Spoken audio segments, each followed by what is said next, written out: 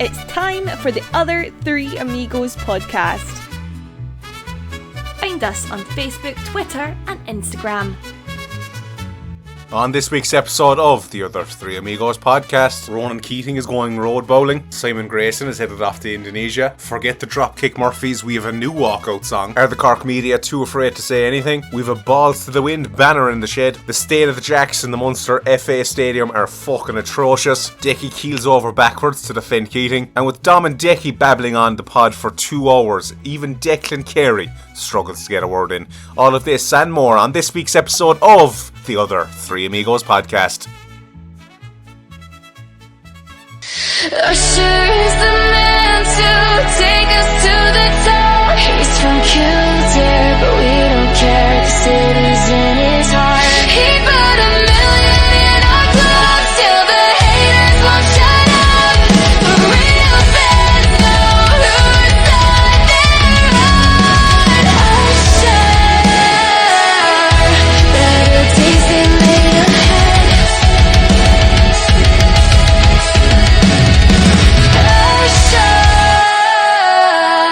He bleeds green, white and red.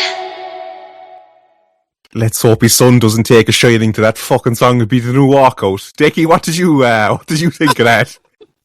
I think it's amazing, genuinely. I mean, obviously it's come from a Twitter account. It's like everybody's entitled to their opinion, and if whoever's behind this Twitter account feels that Dermot is our hero and you know that the real fans are behind him and that it's just a couple of upstarts who are against him, they're perfectly entitled to get that view out there. And if they want to do it in song, even better. I mean, it's an amazing piece of artwork, and like I hope everybody who's in Turner's Cross for the next home game against Athlone, who's on Dermot's side of the argument and think he is doing a great job, stand up and fill their lungs and sing it from the bottom of their hearts for 90 minutes non-stop.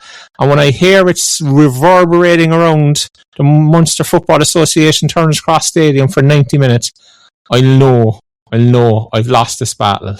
I've lost this war. I think you're the haters. I think you're one of the haters. I think you got a mention. We can never assume, Dan. We can never assume. We don't want to label people. I just want to know where my song is or was. Like, what the fuck is this? Do you know? I thought I was well. Maybe it was that you by didn't get enough abuse, Tech. Maybe we should have given you more, and somebody would have wrote a song for you. You know? Yeah, you put my. You only relegated us once. Relegated us twice, so that's the difference. Allegedly, damn. But like the lads put my face on second.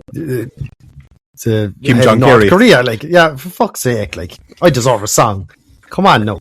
I wonder how many people, toe tappers out there listening to the start of the pod who haven't seen the tweet are like, what the fuck is going on? Like, checking their phone. But anyway, welcome to Season 6, Episode 8, Episode 333 of your multi-award winning podcast. Throw us a 5-star rating. Dan Casey here, and I'm joined by my other three amigos. They are Declan Carey, Dominic Heffernan, and Declan McCormack is back. Why not join us on Patreon? Patreon.com/ToeTap, €5 a month to join. We're also delighted to have NordVPNs as sponsors of the podcast. Sign up now for 4 bonus months at nordvpn.com/ToeTap. You're helping the pod out and you're getting something back, including your 30-day money-back guarantee. Dominic, St. Patrick's Day is tomorrow. I know it'll be the day after now by the time people are getting to listen to this. But are you excited about St. Paddy's Day? Are you going out in the piss? What's the crack? I don't think so. I haven't been out. The last time I was out for Paddy's Day was actually 2023 when we played Shells in Munster FA Turner's Cross that day. And Joe, that was actually great crack to have a match on Paddy's Day and going to the pub before, even how early it was, smuggling in a naggin and passing around bottles of Club Orange or whatever it is and during the match. It was fantastic. Are you saying you, I don't know, ripped up the agreement between yourself and the Munster Football Association Turner's Cross by bringing in alcohol into the stadium? I would never do such a thing. I don't know. Decky, what do you make about that? I'm very disappointed in Dominic's behaviour, I'll be honest with you, you know. But look, he's here with us now, and we get a chance to mould a new Dominic and take him down a good road and show him, leave his illicit past behind him, and just come and I don't know. I want to say meet God or something, or have a moment. God. Yeah, meet the Corky suit and get brutalised. We'll have to head over to munsterfa.ie, lads, and see if there's any contact details. Can I ask you a question? It's just I was thinking about this today, and Dan just mentioned it there. Should Patrick's Day have a round of League of Ireland games every Patrick's Day, no matter what day of the week it is, and it's just because the club GA club games are gone now from Patrick's Day, Dan. So there's actually no sport on the Patrick's Day. There's an opportunity there for somebody to grab it and say, right, this is going to be the tradition now. There's always a League of Ireland game. There's a round of League of Ireland games on Patrick's Day, whatever time, 5:30, 7 o'clock. Parades are over. Or am I fucking talking out through my ass again? It'd be a good idea, but in the Dublin League, they'd be worried about the fucking parade and all the guards already out, probably doing that shit. So logistically, they probably wouldn't want to do it. But I do think it would be a good idea. To cover Crow Park for club finals and that on Patrick's Day at 2 o'clock while the parades are going on. But sure, how many matches would there be? 10 matches around the country? I don't know. I think it'd be a different story. I think it would be a great idea. It's something I've actually said for years that, like, in England, they have the matches on Stephen's Day. And do they do New Year's Day matches now or something? So they always have anymore, 1 or 2. Yeah. Yeah. But, like, it's a great idea. And it's something as well that, like, you could market it abroad. Think of how the Americans would love it. Like, imagine they're not going to give a shit about the League of Ireland, except on Paddy's Day. You might get a few views over there and stuff. I think it's a great idea. Worth looking into for sure. I think probably Dan's thing is it's just the guards will come up with any excuse to avoid trying to fish out for overtime and all that kind of crack. Yeah. Well, Decky, do you have any plans for St. Patrick's Day? What are you going to do with yourself? Absolutely fucking nothing, Dan. Is there a parade in Boyne? I'm going to there's no parade in Boyne. No parade in Boyne. I mean, a while ago we're going to Killarney. Oh, like really? Like okay. 50 parades are so stupid. Like they're just a glorified traffic jam. Something tells me you have a funny story. No story there. I just think they're just the most point. I get stuck in a parade every day when I'm going to work, going down Frankfield Road and coming up to the roundabout. Just because it's the exact same thing. It's just a parade is just a traffic jam.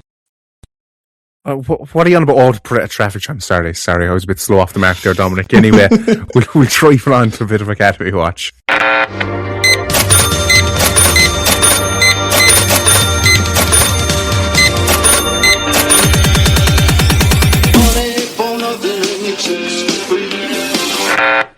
Under 20s, they beat Treaty 2-1. Under 17s, they lost 5-3 to Queenstown.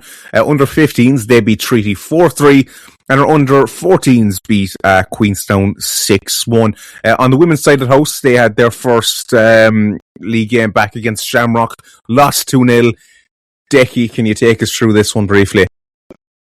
Yeah, it was it was an enjoyable game. I was out there. And my daughter with me. It was, as I said, look, City are a very, very young side. It's they're very young. Shamrock Rovers were a better side, but it was a good performance from City. You can see already they're better coached, better defense, much better defensive structure. It's going to be interesting over the next couple of weeks when they come up against teams who they'll have more of the ball against, how they use the ball and how they go about that. But listen, in terms of starts, other than obviously drawing the game or winning the game, there was a lot to take out of it, and hopefully it's a sign of good things to come. Possibly.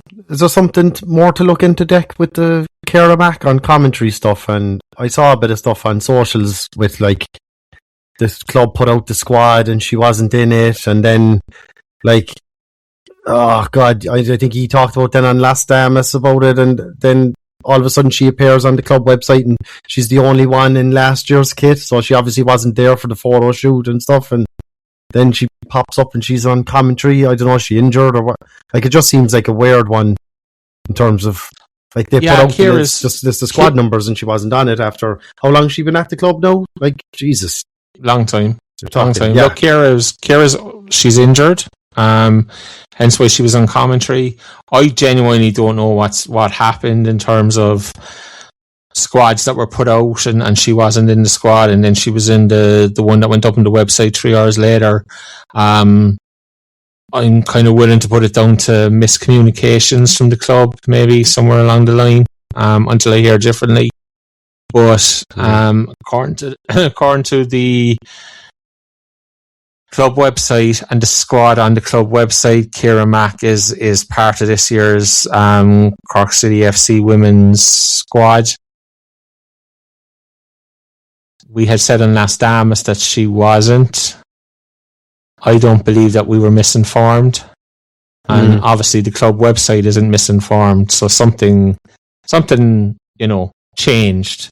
As I said, I'm willing to put it down to some form of miscommunication between the two parties without knowing any differently. All right, we'll drive it on. The women's side take on Bows this coming Saturday at 3 o'clock away from home. So it is time for Commie Watch. Commie Watch with Ivan Draco on the Other Three Amigos podcast.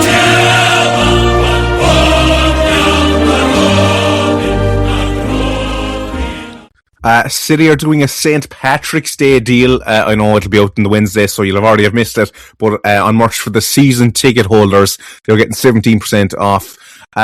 Dominic, what are your thoughts on the merch at the moment? Are actually, firstly, the club doing enough for season ticket holders in general? Yeah, well, they're trying to, I think, is this the second discount day or something this season? So they're trying something at least. It's 17% is a good idea. It's a nice touch, in fairness. The merch in general, there's some nice stuff, but I don't know, I think quality, it doesn't seem as good as it has been the last couple of years. The use of whatever colours, psychedelic colours that we're using is it's for some, probably not for me. I do like they have a green half zip, the training tops, and I think they're nice. There's a couple of nice coats and stuff, but I don't know, have they brought out much new stuff this year? Yeah, they had a full new training range of stuff. It's kind of very similar to last year's stuff, but different colours, and there was that kind of strange training top thing that came out. I just on the website there, lads, and I just tried the discount code, just complete guess, City17, and I got the 17% off. So that must be the code they're using for season ticket holders for 17% off. So there you go. Well, everyone will fucking missed it by the time this is out. Surely they'll have hopped onto it by Wednesday. Will we offer anything for the toe tappers for this St. Patrick's week? Surely we have an old code knocking around. Kerry's not willing to give it the fuckers anything. Like, wouldn't budge off it. Like, fuck me. Who's he looking at me? We'll do a City 17 code. Yeah, we might. Dickie, do the club do enough for season ticket holders, in your opinion? Actually, look, like, I'm not a season ticket holder, so I genuinely can't say. Feedback would probably say no. But look, there was massive ticket reduction on prices this year, and there was fucking this positive and that positive and the other positive. Like, so I mean, who are we to say then that it's not a good enough deal? I think Dex said last week or 2 weeks ago when I wasn't here that it was a record low number of season tickets sold from what he was hearing. So Dan, that would probably tell you everything you need to know, Yeah, and there was no like renewal discount for anyone who was renewing from last year. There was those errors on the website that you'll remember with the percentage saving that you were making. I'm sure any season ticket holder looking at that and could work out some easy maths was like, are they lying here about the discount that I'm supposedly getting? And like, I think if you miss 2 games out of the 18, you're break even basically, then buying them game by game online. I don't think they do get value then, personally. I think it's not worth it. Especially when there's no other advantages like first option on high profile games and stuff like that. Like, I think that fair enough, maybe season ticket holders got it early access to the Cove tickets, but then anyone could buy those tickets once you had the link. So I just don't see there being huge advantages having it. Alright. Well, on the positive side, they're doing a bit more on their social media, it looks like this year. They're doing like games and stuff out in public, keepy uppies, and they're doing, I think, their goal scoring challenge and stuff the last time. Dickie, surely this is a good move from the club, and I think they're giving away whoever takes part, like tickets to games, etc. It's amazing. Scotty said on here one night, I think one of the last night was maybe the time before, and he said, we should go out and do a few challenges on the footpaths of Cork City, and it was about pageantry. He was messing, we should take out the cameras, and lo and behold, a week later the club were doing it. So I think it's fantastic. I genuinely do. I don't know where they got the idea from. Don't know where it came up with it from.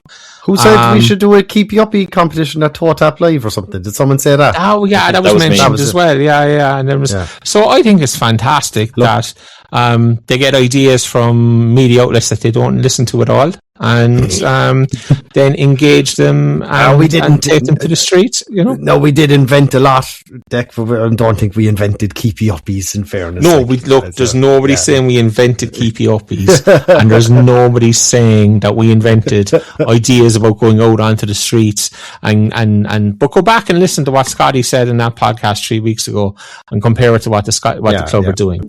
And listen, lads, I'm a massive believer in coincidence, and it's uncanny. Who here is excited for Ronan Keating's voyage of self-discovery? Only to see his nephew Rory on it, Dan. I might playing road bowling somewhere in Cork. Surely that's big around Buin, isn't it? I would imagine. I think there's little chance that they weren't somewhere in West Cork. But yeah, North Cork there will be a bit of bowling. They use the road in Granada, heading up out of Granada back towards Buin every Sunday. Carrignavar, the road in Carrignavar sees a lot of bowling. Whitechurch. And then as you go back, I think there's a couple of spots back around Cantor. But I'd be amazed if they weren't in West Cork, because it's very strong in West Cork as well, Dom, isn't it?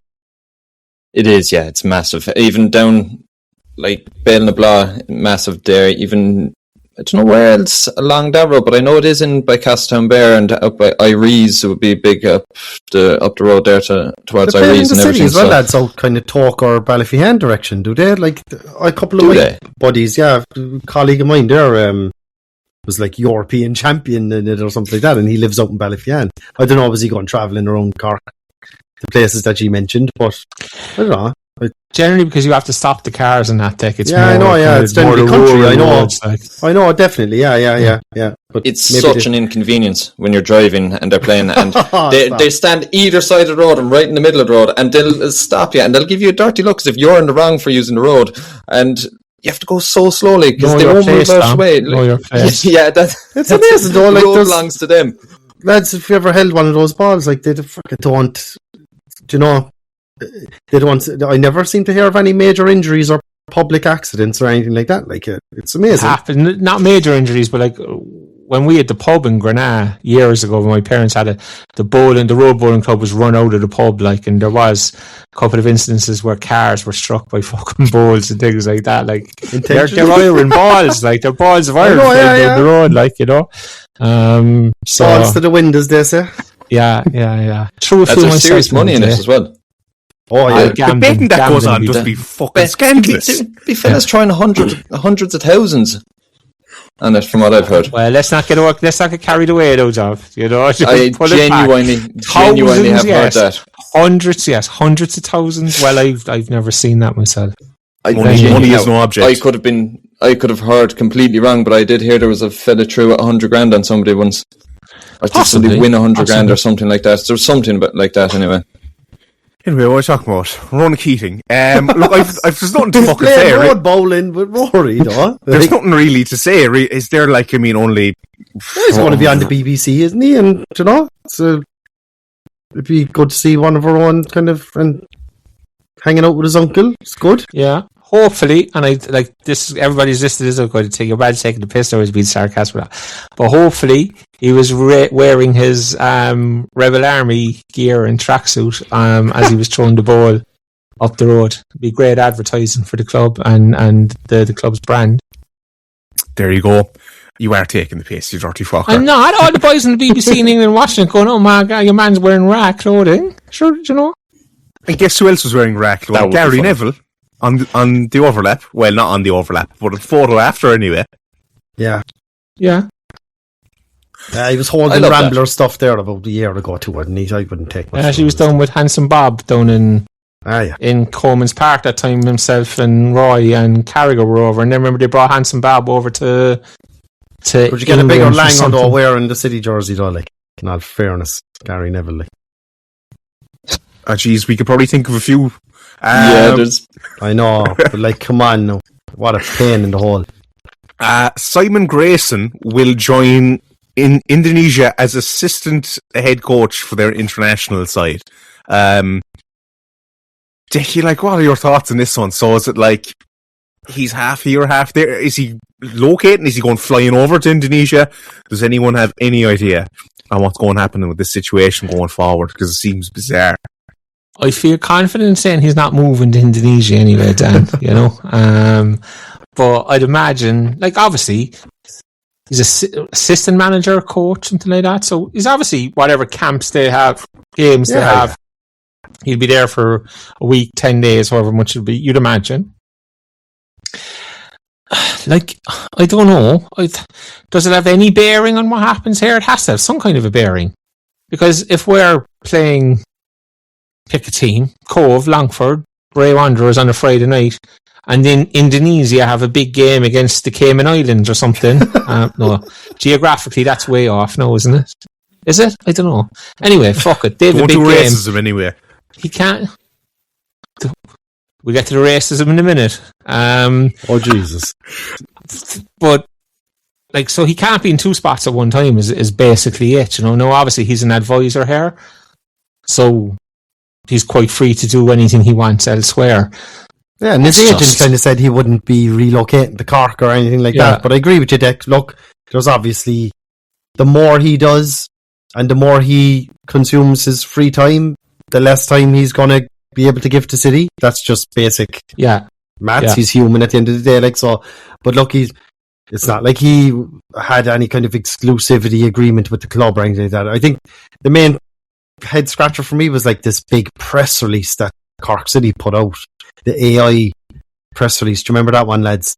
The 7 paragraphs on Twitter and like making such a big hullabaloo about it when, like, look, if he is just an advisor, like, I don't even know if it warranted a tweet. It should have just been something like a club representative or board member or owner or whatever would have mentioned on a podcast or something. Oh, yeah, Simon Grayson's on board actually, and he's advising us now in a footballing capacity. Not anything official, not anything, you know, huge.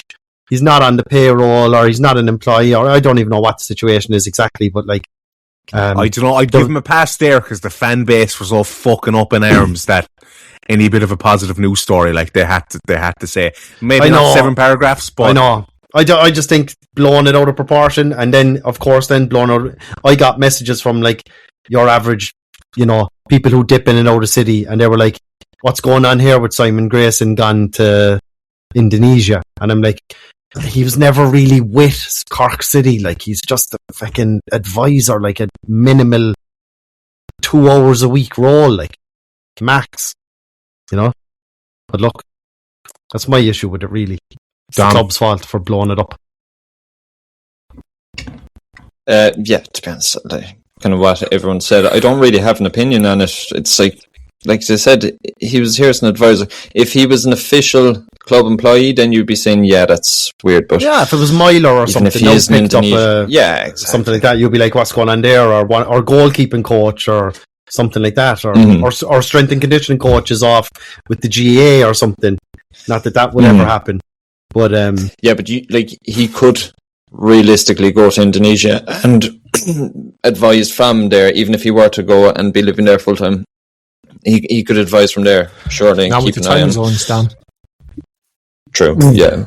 But anyway, we'll drive it on. Kevin... AI and Zoom and all that would solve a lot of that, I presume, you know. The club don't use AI. Kevin Long signs for Waterford. The Cork man signs for Waterford. I know Decky, I think he put in the group. I know stuff doesn't get leaked from the group, but you think if we were in Premier, he 100% comes back to City? No, that's not. That wasn't me. It must have been somebody else. What I was going to say was like when John Fallon had the story that Kevin Long was possibly coming back to the League of Ireland. I came on the following podcast and said I was told that he wasn't. He was going for Canadian citizenship and he was getting married to a Canadian girl and he had no interest in coming home and he was still negotiating with the club in Calgary about the contract and all that. And look, all that was true at the time. Obviously, it's not true now because he came back and he signed for Waterford. But I think long term, he's still going to end up in Canada. All that stuff is true. Obviously, couldn't get a deal done with Calgary, and things changed then. Like Kevin is 35 now. Is it 36? 35, we need to be getting younger. We can't. And like people are saying to me, "Oh, Jesus, centre back was a massive issue." And listen, if we were a Premier Division club, yeah, it's probably true, Dan. He probably comes back, signs for us, and everybody's going, "This is brilliant." But longer term, we can't really be signing players of that age bracket anymore. We need to be signing younger players, mid 20s, late 20s, guys that we can tie down, and if they're good enough, we can get 3 or 4 years out of before they show any signs of slowing down and that. And I absolutely wish Kevin Long the best. I think he's going to need it at Waterford. I think they're in desperate trouble. They've started really poorly. John Daly may not last there much longer. God only knows. But I think in our situation now, as we are today, First Division side, day before Paddy's Day, I don't think he was one for us really to be considering. As annoying and all as it is that another Cork lad has come back to Ireland and signed with a club that isn't Cork City. There's too much of that happening. But in the cold light of day, as we sit here now, Kevin probably wasn't the correct fit for us at this moment in time. Yeah. That's what I want to go to Dom about. It wasn't really even the Kevin Long thing there at the end. It was Dom, another Cork lad, signs for another League of Ireland club. Yeah, it is insulting that we're we've produced so many great players out of Cork, and there's so many great players in the league from Cork, but not playing for Cork City. And yes, you think it would be nice, like in the Kevin Long scenario, you think it would be nice for him to be coming back to Cork, where he's from, to be playing for Cork City, where he started. But yeah, it wasn't the right move. And you'd wonder, it's probably the same with a couple of other ones, although there are a lot of players in the league that we could definitely do it. But it always hurts to see a fella from Cork moving outside of here and playing for one of the Dublin teams or anywhere, really. All right. Kerry, do you have an update for us on, we mentioned last week the whole Forest thing and the cost levels. Do you have an update for us on that? Yeah, Dan, it was Brian sent in that question into the mailbag last week about the increase in the costs around the club, and he just sent in a bit more detail on it. Basically said that a significant discount was given to season ticket holders last season. This is now quoting from a meeting with the club. A significant discount was given to season ticket holders last season, and this year's prices, a return to 2024 levels, has been well received overall. He said the club's costs will be 50% higher in 2026 than it was in 2024, but that the cost of tickets will be the same as 2024. And Brian's question in the mailbag last week was, of course, the costs are 50% higher than they were in 2024, but are we even 1% better than that 2024 squad?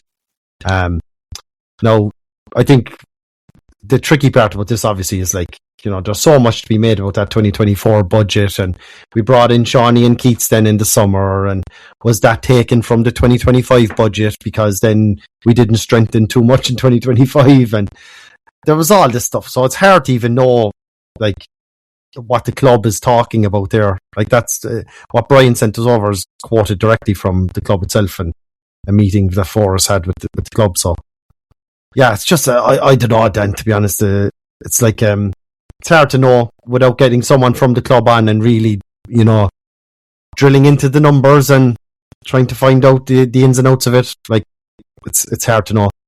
All right, we'll park it there. City 2, Longford 1. We can't let this game run by without talking about the performance of Malik Dykesteele and Pongo Decky. Yeah, like... Who was that, lads? Was that the Echo? Was it? Yeah, I saw the screenshot. Like, yeah. Fucking hell. They're nominated in the minute for the SBMBS award, obviously. Like, I actually going to say I don't think we should give it too much airtime because it's so bad and it's so disgraceful that like there's undertones to it that I'm not even going to get into. And I kind of laugh.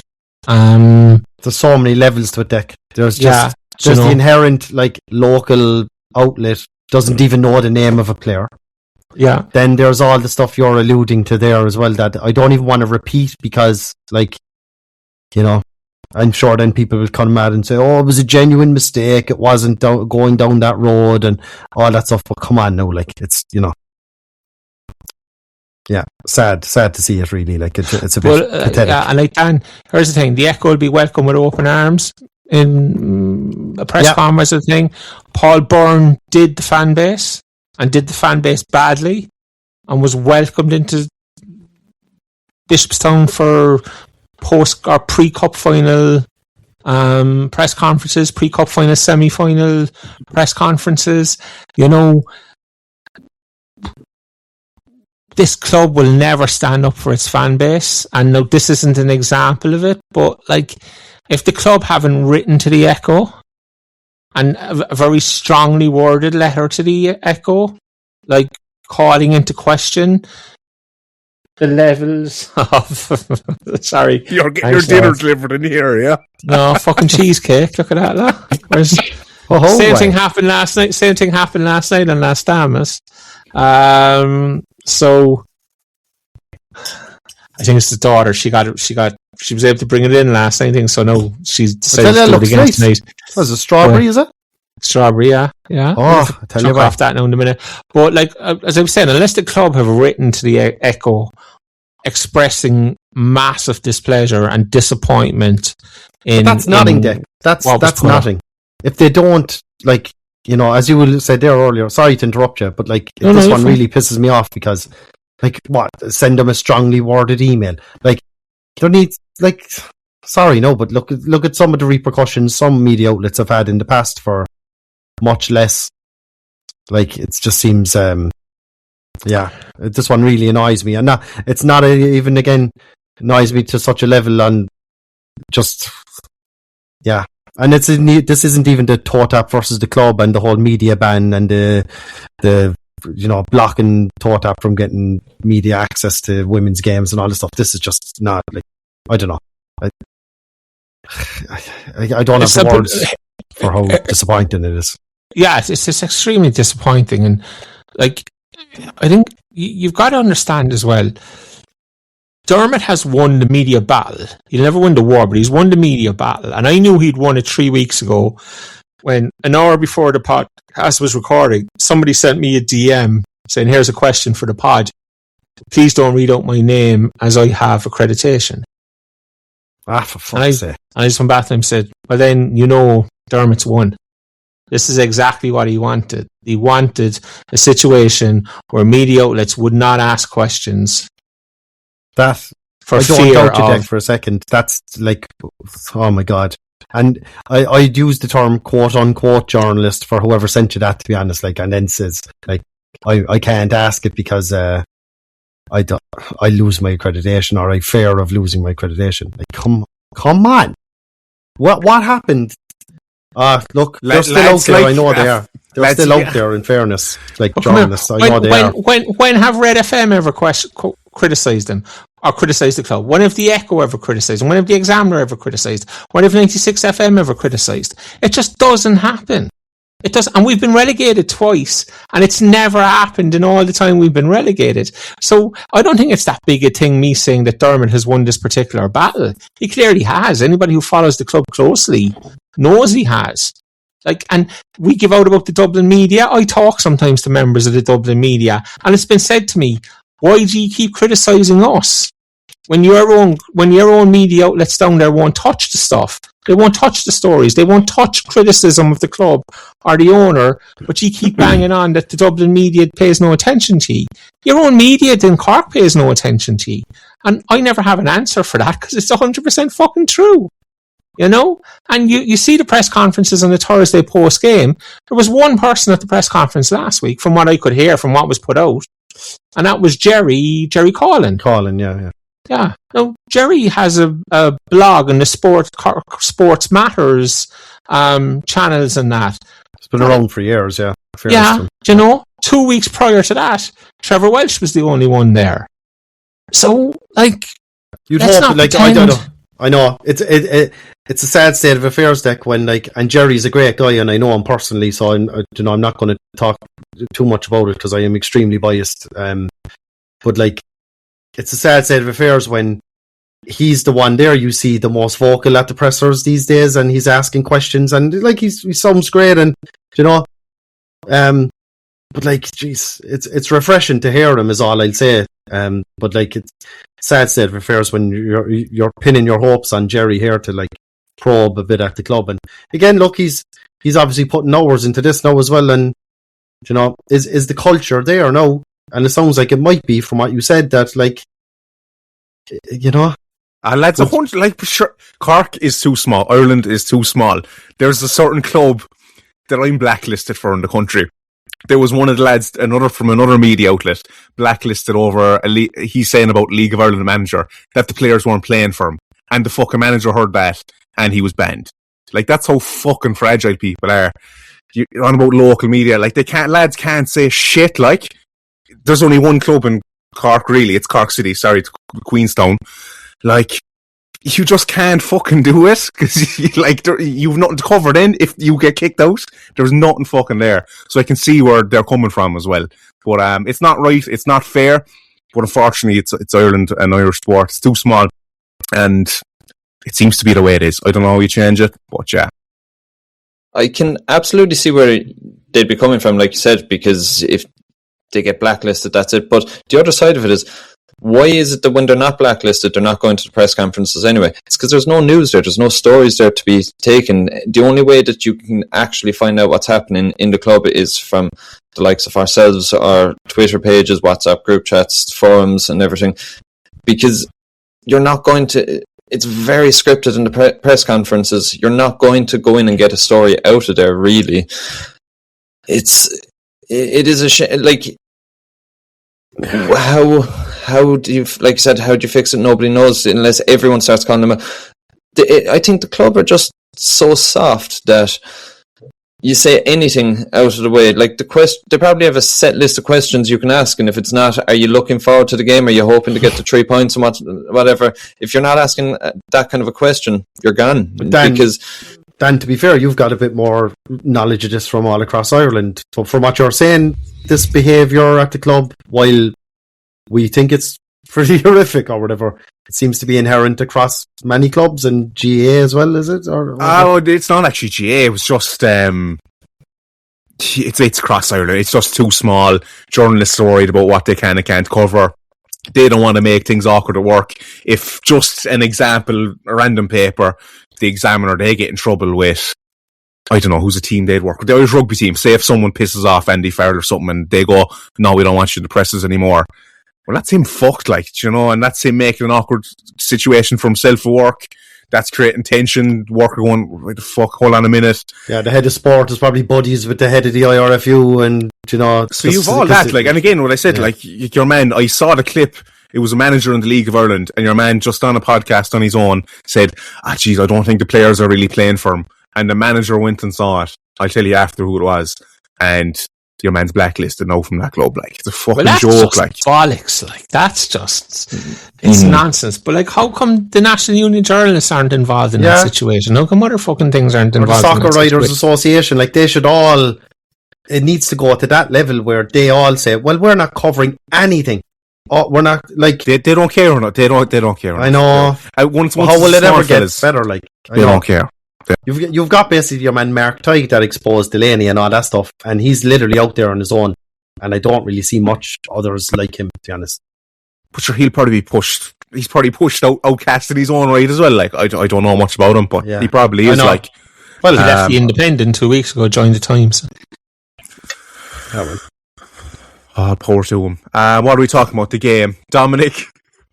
Go too weird. Dickie's munching his cheesecake there. He set us all off. What did you make of City's performance? Pretty poor night at the Cross. Well, for me, to be honest, the highlight of the highlighted match was Colm O'Sullivan at the end reminding all away supporters to remain in the ground for 10 minutes after full time. There was 2 fans down from Longford, God love them. They travelled all the way down. They must have had a falling out on the way down or something, because they were sat 6 or 7 rows apart. You'd think they would, they must have something in common. You'd think they would have sat together, but yeah, that was probably the highlight of the night, really. Overall, it wasn't. It was one of these things. I've said it before. Depends on your level of standards. If you've no standards, then you would say, well, we got to 3 points in the end. We're still unbeaten, whatever. If you really care about Cork City, then you're not going to accept that kind of a performance. The first 8 minutes were really good. I've been saying this for the last while, that we start really strong and really intense. I think we had 2 shots in the first minute or something. But that fast start has been kind of getting smaller every time. 8 minutes was when we kind of sat back and switched off on Friday. There was a couple of take points from it. First, before I talk about anything about the club, I just want to point out referee Ryan Maher. I thought he was very good, and we'd be very quick to call out bad referees and bad refereeing performances, like against Cove. Declan Toland was shite, but I thought Ryan Mahon, was it Ryan Mahon or Ryan Maher? Ryan Maher, yeah. I'd never heard of him before, and I didn't realise that it wasn't, you said, Decky, that he refed one of our games against Treaty a couple of years ago.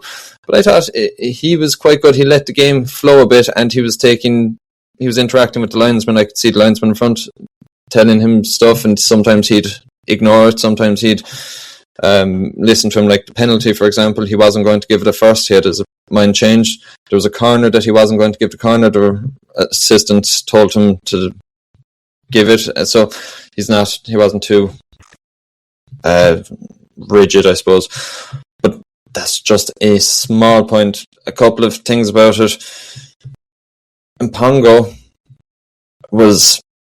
he wasn't at it, was he? One problem, and I said this to you, he's no left leg, but we're playing him out on the left. And every time it's just taking that extra couple of seconds when he goes down the wing that he has to cut in to bring the ball back onto his right before he can cross it or take a shot or something. And that is when, and if you notice, he does it very well. He goes down the wing, and then it's at the last second he often runs into a defender. But what's happening is he's cutting in from the left to the right, and there's somebody standing right in front of him, so he's just moving the ball across the defender's body. Whereas if he was able to send it in with his left, he'd be able to send it in before it was gone. It was good to see Greg Bolger back. I was giving out against Cove that he had no control over the midfield, but thought he was quite in control. He was telling fellas where to be. He was dropping in, dropping out, making all the decisions, talking to people. So I thought that was quite good. But the big concern for me is just how slow we were in defence. The ball would go back, and this was something I was very complimentary of earlier in the season because we weren't doing it for the first time in a couple of years, but we were very bad for just the ball would go to Bran. He played out to Lyons in front of him. Lyons would play it across to Feely. Feely would play it back to Lyons, who played over to Kiernan, and it was too slow.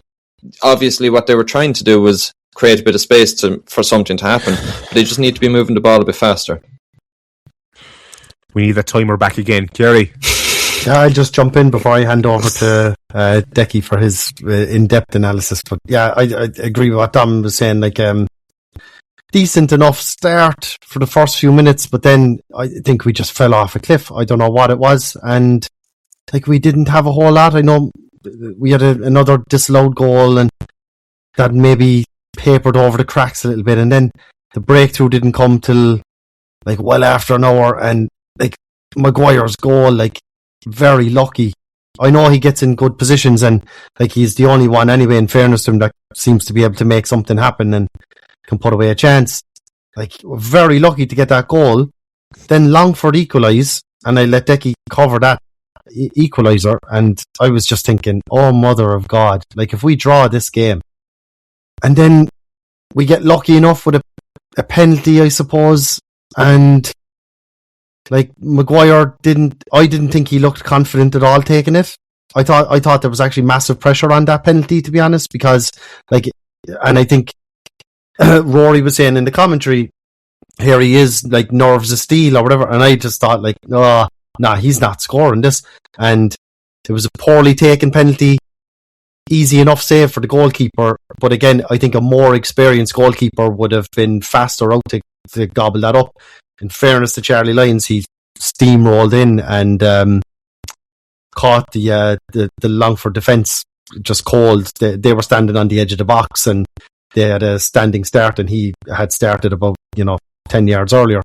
So well played on his part, and but again, I think very poor from Longford to not like support the goalkeeper after pulling off the save. I think the defenders let him down, and the goalkeeper himself should have been maybe faster off the mark. I think he was more surprised he saved it than anything. But again, I thought we were lucky enough to get to 2-1. I thought a draw was probably a fair result. I thought we were extremely poor. I didn't think Longford were up to much, but like very worrying signs. And without spreading any misinformation, I'll just cover the attendance very quickly as well. 2,446. That's down from our first game of the season against Treaty, which was 3,520. So it's a drop of nearly 1,074 people.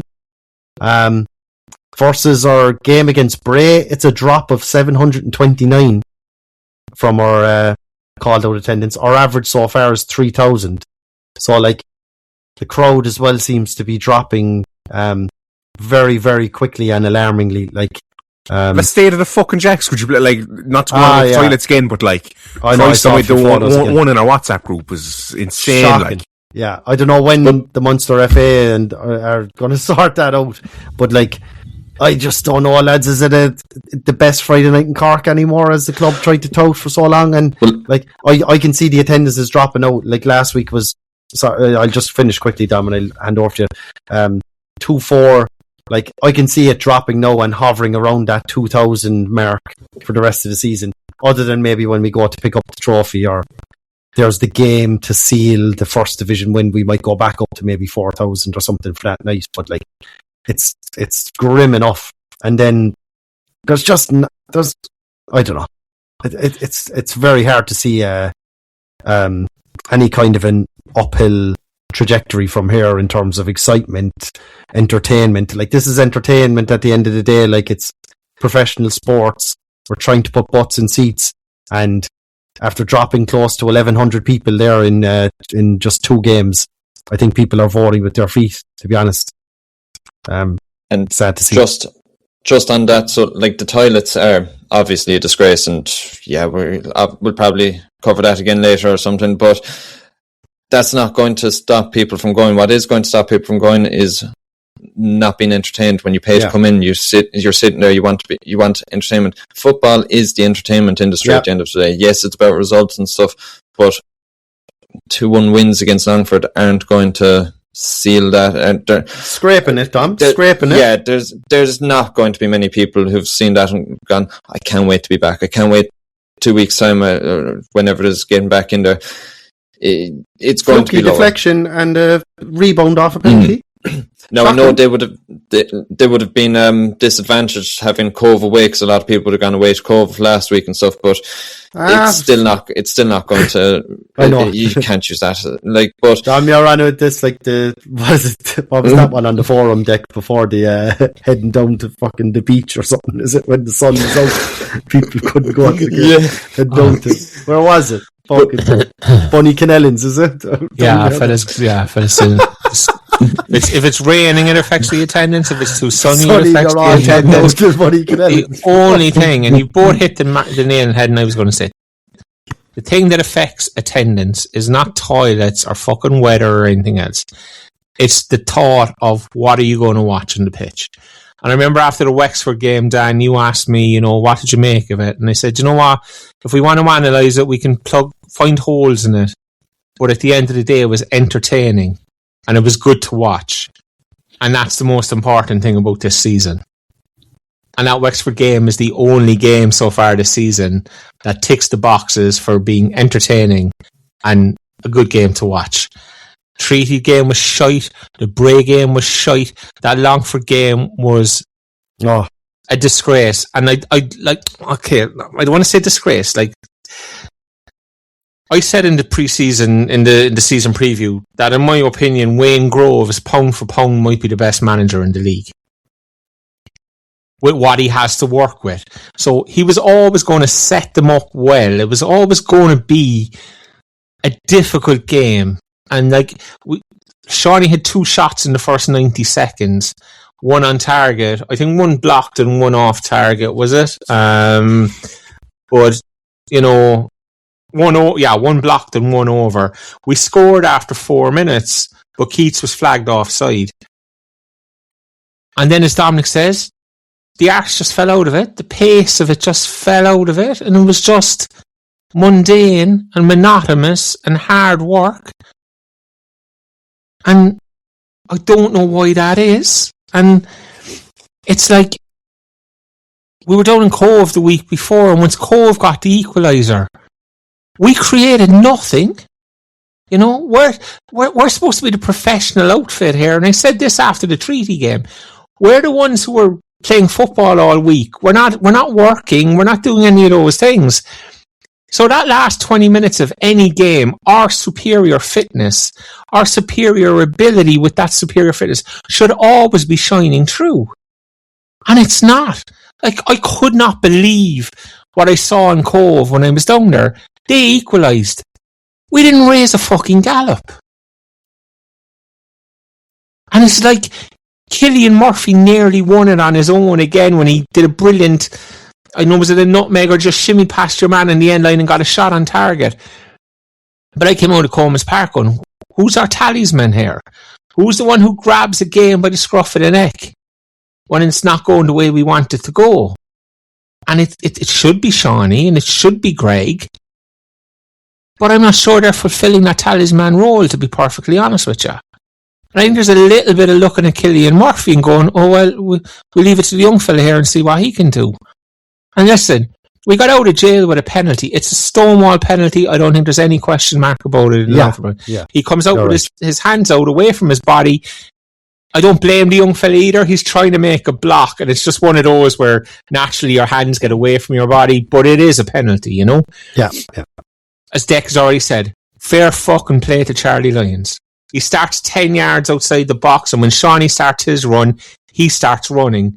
And it pays dividends because, as Deck said, everybody else is flat-footed and Charlie's just ping, and he was nowhere near inside the box when the penalty was taken. Their goalkeeper was giving out fucking like mad about it, but it wasn't even a question mark. So fair play to Charlie Lyons.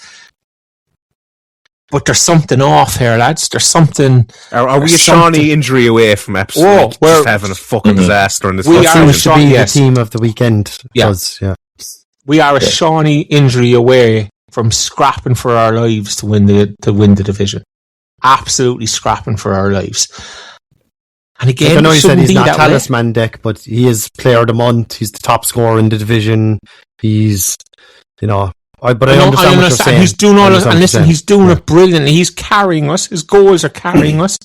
But I just kind of mean Deck in that moment, in that last 10 minutes on the pitch, in a difficult spot. For a leader to who's the one? Yeah. Like, who's the one who says, okay, give me the ball, let me fucking create something, let me do something. And I'm not sure I'm seeing that, And the other thing I have to talk about is the defending for the Longford goal. Fuck me, like, if that was AUL, like, you'd be ripping your hair out. Because it's just, it's so basic. It's really so basic. And, like, Longford have a throw in their half, over in front of the benches. The guy who ends up scoring, the ball is thrown into him. And Matt Kiernan does exceptionally well. He muscles him and he harries him and harasses him. And neither of the two of them get the ball. It beats both of them. But Matty's done his job because the throw is aimed at him. Goes into the centre forward, bounces off him. He gets control of it. He plays it into the centre of the park, and your man immediately swings it out to the Donny Ford side. So the play has changed in about 3 seconds from one side of the pitch to the net to the other. And the lad who scores the goal, as I said, the throw was to him. Not one City player knows where that lad is until he taps the ball into the net at the back post. Because they all go chasing the football. And it kind of, I don't really want to do, but it kind of falls on Matty Kiernan's shoulders. Because Kiernan's the left back at that stage, your man's playing right. But so many of ours get sucked in. And like, there's a time Feely makes this kind of motion as if he's trying to send your man wide and down the line. But it's just a motion. He doesn't do it. And your man cuts back into his right and cuts back into the D. And all of a sudden, Darragh Crowley's come back in to make it 2. And somehow between Crowley and Feely, they can't stop him. Feely goes down holding his head. Charlie Lyons has come across because there's a Longford man outside of the guy with the ball. And I personally think Charlie's done the right thing. He's gone to cover to make sure that if the ball is slipped outside, that Charlie Lyons is going to get across your man and stop him getting the cross in. And somehow your man beats Feely. Darragh Crowley's kind of out. He's just at it's not the wrong angle. It's just the angle Darragh's coming in on. I don't really place any of them. But there's no way your man should beat the two of them. And at this stage, there's 7 City players in the box and the goalkeeper 8. And none of them are aware of the goal scorer's position. He's standing alone at the back post. Greg Bulger has come in and headed for the penalty spot. Matt Kiernan is headed for the penalty spot. Darragh Crowley's now out of the game. Feely's on his hole holding his face. Charlie Lyons has now, having correctly come across to try cover man, now has to try and dart back in and get a tackle in, and your man kind of beats Charlie and whips it straight across the box. And the first time Matty Kiernan knows that his man is outside him, as I said, is when he shows up at the back post to tap it into an empty net. It's fucking schoolboy stuff, lads. Dominic, you're into coaching. If your lads did that, what would you say? Lads, like, I can't express how much at a young age, if you're coaching 10-year-olds, you can work on scanning and awareness, positional awareness. You always check your shoulder. The fact that not one of them, how long was Ugbesia behind all those players, and not one of them checked the shoulder to see, like, that's, you can't even say that's AUL stuff. If an AUL team did that, you'd slaughter them. That's not even under 12s should be getting that right. It's so simple. And if one person does it, fair enough, it happens. Sometimes you forget to check your shoulder. That every single one of them forgot to scan. It's so bad. But just players is our 5. It's wrong. It's wrong. But like, just that, from that goal, when Parashiv picked up the ball, kind of to the left of the centre circle, he dribbled it. He just walked it into our box. And was it Crowley or Kiernan who, it was the first player that he tackled? They went in and it was a shoulder. Crowley. So he shouldered. It was so weak by Crowley though. Like, he should have been stronger than he just kind of bounced off him and then he was gone. Then the ball it kind of fell to Feely. Feely had possession of the ball for a half a second, but he tripped over his own legs. and then Parashiv got it back and was able to just take a nice touch out to the left to cross it over to Ogbesia, and that was a nice finish by Ogbesia as well. So, I mean, there's so much to digest when you look at it. It's such bad defending. Like I said, Lyons was spot on in what he did. But Crowley and Feely, they're two very, very basic errors, and all the lads who didn't even know that there was a player standing behind them, that's unforgivable. And if you go back and want to look for Charlie Lyons' reaction when Ogbesia knocks the ball in, he turns around, sticks his two hands out, basically towards Feely and Crowley, going, "What the fuck were you at there?"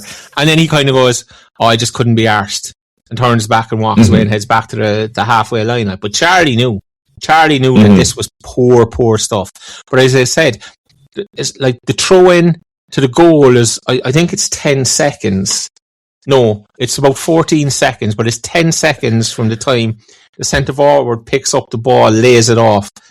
That 10 seconds, not one City player knows where Ogbesia is on the pitch. None of them have an idea that he's outside of them, just waiting. And as he said, sometimes, Dominic, the best thing you can do is do nothing. And he's just standing there and leaving the play develop and see what happens, see what and boom, it comes across, and thank you very much, open goal. Schoolboy defending, and then like Robson afterwards, every team, a low block. Every manager around the world knows on this thing, it's not fair that teams come in a low block and try and make it difficult for us. This is fucking football. What you want them to do. We have 36 cup finals this year because we're everybody's cup final. So they're going to come to Turner's Cross in low blocks, and they're going to say to us, "Here, you have the football," because we don't believe that you're good enough to open us up. And a lot of the time it looks like they're right. And we got out of jail against Longford. We got out of jail against Treaty. Eventually there's going to come a night where we won't get out of jail. Do you know?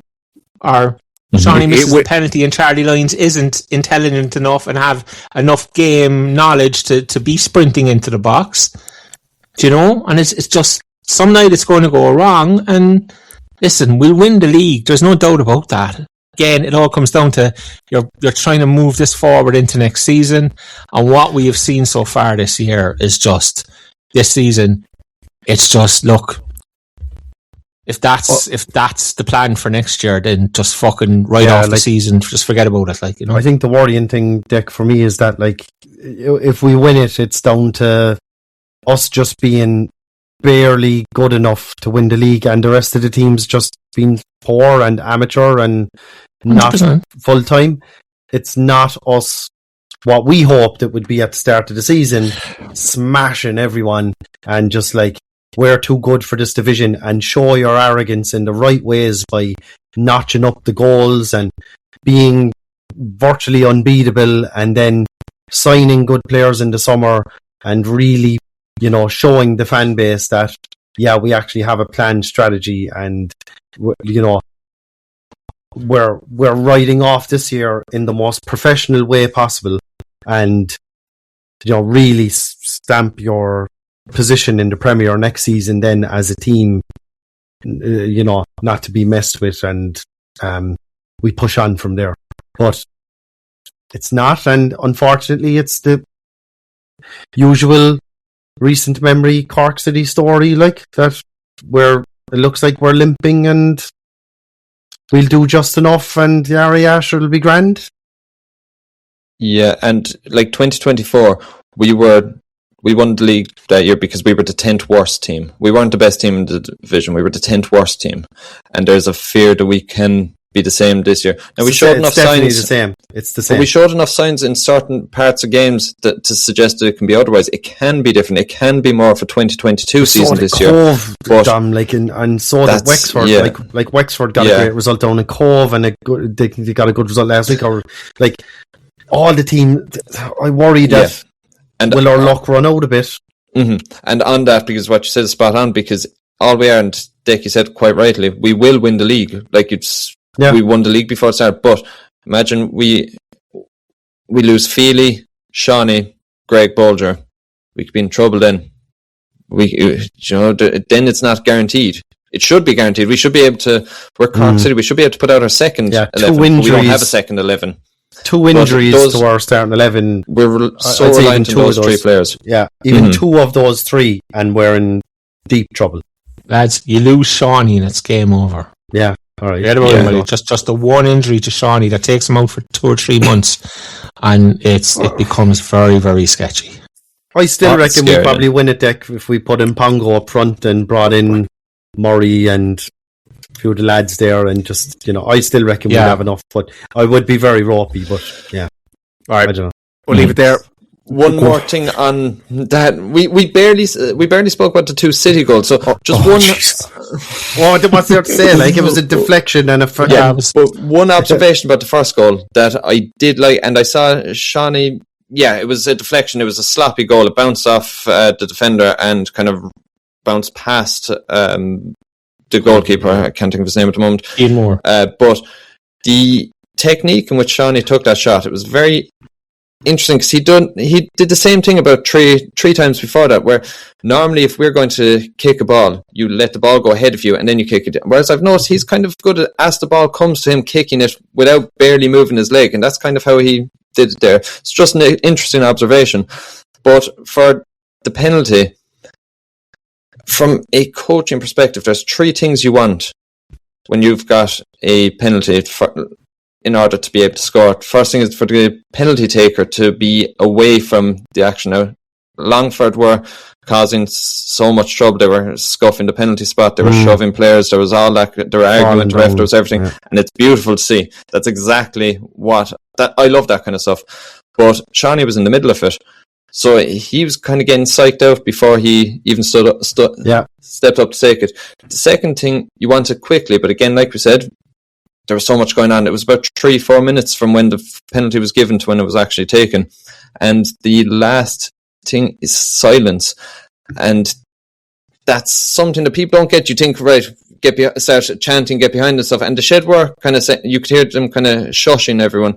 But it's a psychological thing that you want complete silence when you're taking a penalty. When we're defending a penalty, if Longford got a penalty, you'd want everyone in the stadium, if you're in the Shed, the Donnyford, Derrynane Road, the 10 people in St. Anne's, to be making as much noise as possible, because it does get into your head and puts people out. But like, one thing, when Shawnee was taking a penalty, there was somebody in the Donnyford a bit down from me, just as he was about to kick the ball, shouted, "Come on, Shawnee!" It's like, he probably didn't even hear it, but like, it's just don't do that. When a goalkeeper's taking a kick out, you always wait till they're just about to kick the ball and you shout. Or you see videos of people sneaking into a golf course with an air horn, and just people are about to hit the ball, they blow the air horn, which is hilarious. And I would encourage anyone with an air horn in the vicinity of a golf course to do it. But especially it's just as he was about to kick it. Yeah, but it's just a warning for people that I just think, if City have a penalty, be quiet. Yeah. If we're defending a penalty, make as much noise as possible. Right. Speaking of shutting up, can I just finish then on Robson's performance, and more notably his comments after the game? Okay. He did say, and I think this is just for Wayne, who's probably listening, and like he said, the pleasing factor for me is the mentality of the team. They keep going and they keep going and they will not stop. That's a pleasing factor, because we will fight and we will score more goals. I've been really pleased with the players and their appetite and the way they're working. Like, I know now, like, he was a bit refreshing in recent interviews and comments and stuff like that, where he wasn't as maybe complimentary, but yeah, I don't know if I necessarily agree with his analysis of the game. Alright, I'm on 4% battery after no one get a fucking charger, so it's definitely half time this time, alright? Come back to us in the second half, so WhatsApp, where we will have SB of the week, as well as your mailbag. Hey there, Toe Tapper. This podcast is sponsored by NordVPN, and we have a deal of a lifetime. So listen up. Are you still surfing the web with all your personal info hanging out? That's like going to Fountainstown with your Mickey dangling for all to see. But fear not, my digitally exposed friend. NordVPN is here to hide your pecker. With NordVPN, you can cloak your online presence faster than the club counts gate receipts. Say goodbye to those pesky ad trackers and hello to streaming shows from all over the globe. Want to watch a dodgy stream without it buffering? NordVPN might just make it happen. And hackers trying to steal your data? They'll have better luck finding Kimberly Mikado in the tea room. NordVPN's got more layers of security than the VIP section on match day. So what are you waiting for? Get NordVPN today and surf the web with style, security, and a sprinkle of quirkiness. Go to nordvpn.com/ToeTap for our exclusive deal. It's practically free. You miserable. Welcome back to part 2, Toe Tapper. It is now time for the mailbag. Postman Pat. On our Patreon questions, Brian Fox goes, when we go up next season, how likely do you think we are to stay up? With this current team, it doesn't seem like that will happen. Yes, it's only been 5 games, but the over-dependence on the likes of Shawnee is still here in the First Division. Also, judging from the Premier Division so far, what teams will still be there and who should we be eyeing up to take points off? How likely is it, do you think, we'll stay up, Kerry? At this point in the game, Dan, I know it's only 4 or 5 games in or whatever. No, unlikely. There's no evidence based on the previous 3 or 4 seasons that we'll be able to stay up because the club haven't been able to prove that they can plan effectively enough to with the first team to keep us up and budget accordingly. And again, we're not pulling up any trees so far this season, like other than that performance against Wexford, maybe to some extent. I can't see us staying up next season. But again, I hope my outlook changes. Maybe get us to the window, and Robson will finally be able to bring in some of his own signings, and maybe then. But I don't have any optimism. Sorry. Decky. We're talking about 19 months in the future, Dan, and this is the League of Ireland, and I know it's much more stable now than it was in previous years, but I think it's impossible to make predictions 19 months in advance. Like, we could be under new ownership. We could, Simon Grayson could be fucking after giving up the Indonesia job to take the Cork City job. You just don't know what's out. You don't know what's happening. Shamrock Rovers could become bust. They might have drowned. They might have done so much watering in their own pitch they could have drowned in an unfortunate pitch watering accident. From what you've seen so far this season, I know, but look, obviously, what you've seen this season, that squad. Look, if that was the squad we took up, then that squad comes down, and it doesn't matter who's in the division. The question almost I think. This time next year, Drogheda might be rocky. Will Waterford be gone? Will they be still there? Will Galway be on the rocks? Will Sligo have been relegated this year? The best thing that could happen to us, lads, and this is always the best thing that could happen to us, is we win the division and somebody poxes the playoffs. Yeah. A Bray or somebody poxes the playoff and then they finish below us next year in the Premier Division and we get the minimum of a playoff game to try and keep ourselves alive, And that's what I mean. You just don't know what's going to happen. Yeah, based on what we see now, obviously the squad comes straight back down again without fail. Right. I think we'll worry about who are eyeing up to take points off another time. Adrian Long, I think we need to take Keats out for a while so he can train and regain his fitness and touch. And Pongo was a striker at Harps, so play him close to Shawnee. The manager knows that we play with tempo for 20 minutes and then slow it down for the next 50. He needs to ensure they keep the tempo up, and then we will create more chances and put games to bed sooner. Dom, what's your take on that?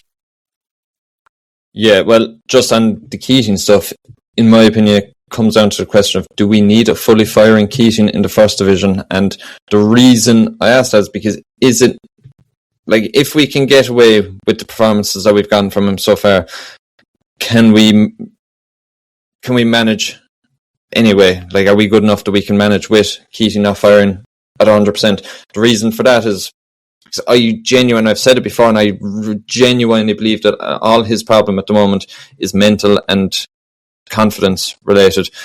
If we were to drop him now, the consequences could be, yes, in the short term, you might be able to get a better performance next week against UCD.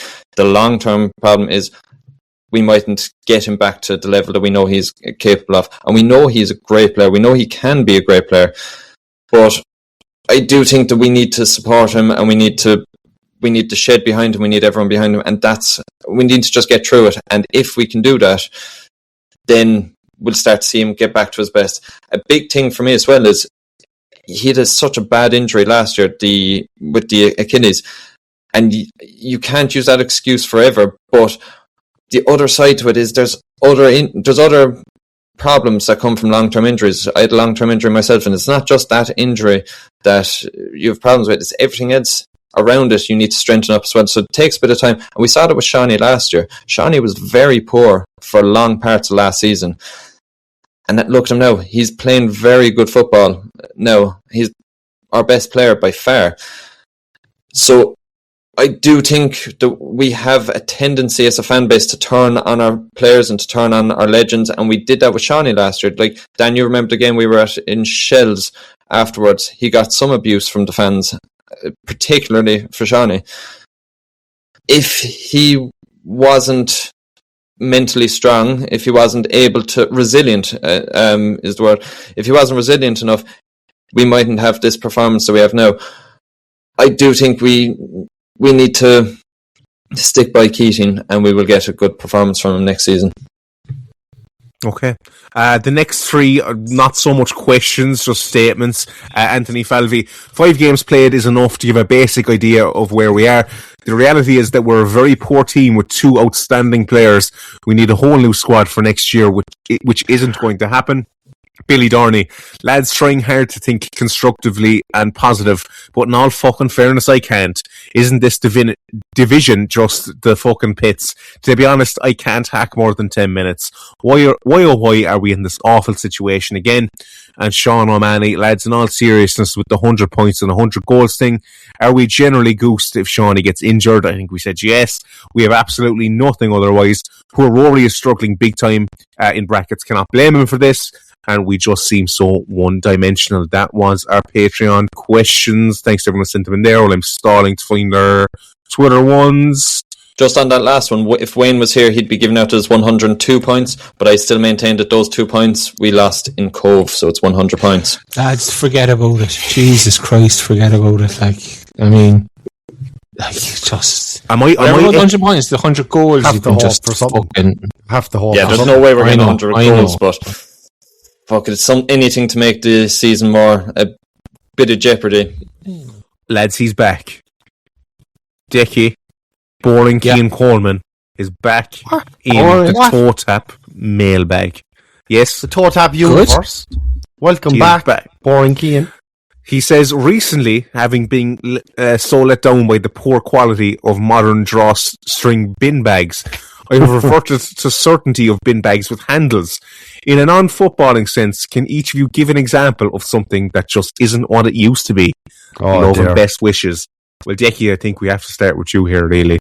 Sorry, did he say in a non-footballing sense or in a footballing sense? Yeah, in a non-footballing sense. In a non-footballing sense, something that isn't what it used to be. Oh, Jesus. Everything, really. The size of things. Like, go back 20 years ago, a chocolate bar was fucking twice the size of what it is now. Like, remember when a Yorkie was a fucking Yorkie? Like, you know, the piece of chocolate was good and thick. When it was sexist. When it wasn't for girls, yeah. You know, Yorkie, not for girls. And look, that wasn't my marketing campaign, but I'm a full supporter of said campaign. No, I'm not really. But you know what I mean? Like, a fucking Kit Kat had 4 fingers. And it was like, do you know what I mean? Like, it was good and wide. Like, they've fucking halved the size of everything and tripled the price of it. And like, it's not on, like. It's not on. But, you know, like, definitely the size of shit versus the price of it. Yeah, massive Alright. issue for me. Massive issue. Can anyone match that? Oh God, my physique, Dan. Dad bod is kicking in after a nice Christmas and winter there and all that. Like it's grim. He It's wintered grim well. stuff. Yeah, I'm on the road back though. The road back will be a long, arduous one. I'm resilient though, just like Shawnee, as Dom said earlier. So you know what, I'd have to just go with that. It's it just isn't what it used to be. But look, So you're 9 O'Keefe stage at the moment, is it? oh Jesus Christ! How we haven't been cancelled for that is a miracle in itself. But anyway, I was fucking driving the car listed, which is going like, Jesus Christ, they think I'm the issue. It's great for me. It's great for me. The club love me. oh yeah, you'll be good, Decky, before you know it. Connor K, if you had to hire 3 members from the men's first team to do your weekly chores, who would you pick? What would you make them do and why? I reckon Connor Brand could drop the kids to training. They'd be in safe hands. Can I suggest that Dominic wouldn't allow Niall O'Keefe to do the food shopping weekly anyway? No. After that, I don't know. I did not mean it like that. I would say Conor Brand to clean the sheets. 'Cause clean sheets, Conor Brand. Greg Bolger for organising stuff. 'Cause he's great at organising midfield, so you could get him like organise your cupboards and things like that. If you take Killian Murphy on holidays, which is to mind the kids while you went out in the piss every evening. Anybody ever do that? 16, you were taken on holidays, so you were basically the babysitter for the week while the adults went out, no? No. All right. It's a pity. There's plenty of people out there who did. They know what I'm talking about. It's a pity. It's a pity Nash isn't around anymore. Like he would make a good show for like lads, wouldn't he?